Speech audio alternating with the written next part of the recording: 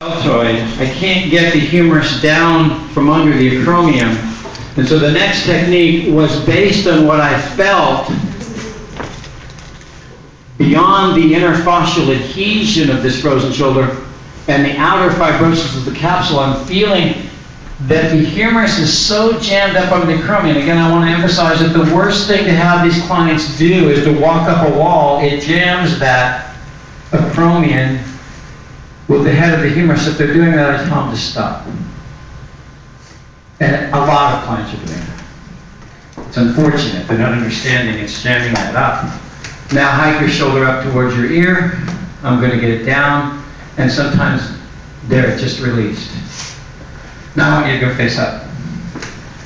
Pay attention to what is or isn't happening as you're doing this. Now, I can start to stretch the subscap a little bit because the end feel is changing in the tissue. Now we can start to stretch the subscap. Now we're getting back into that intercapsule end feel. Is that uncomfortable at all? No. Now I'm going to use a little ace in the hole. I want you to do something to help me out. I want you to visualize the inner fascia softening, melting, releasing, and letting go. And the power of intention is probably more significant than many individuals understand. My intention combined with his intention changes outcome. Do you feel that just release? No. And now we're coming up almost to where I need to be. But now the pec minor is saying, what about me? Now we're going back to a muscle technique because the pec minor hasn't lengthened. If he's had this for 10 years, the pec minor has not been stretched out for a while, so I'm going to elongate from ribs 3, 4, and 5. I'm going to elongate the tissues in through the pec minor. And then I'm going to go back to this last piece right here. When the end field changes, the technique changes.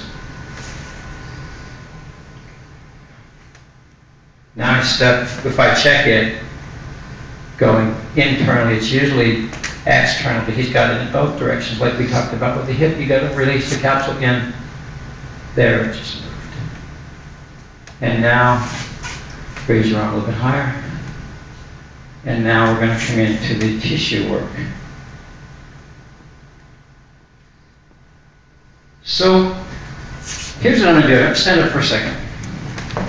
I'm going to use him for the whole protocol because the muscles are kind of firing and the capsule's coming back and I want to do the whole protocol. But for what we've just done and the little bit of time we've done, is that the same one? Yeah. For what we've done and the little bit of time we've done, we've got a lot done, but there's a little bit of a twist here. And that's from tight pec minor, tight subscap, weak lower trapezius, weak rhomboids. But we've gone from about less than 90 to really close to 180, but I don't like what his scapula is doing at the end.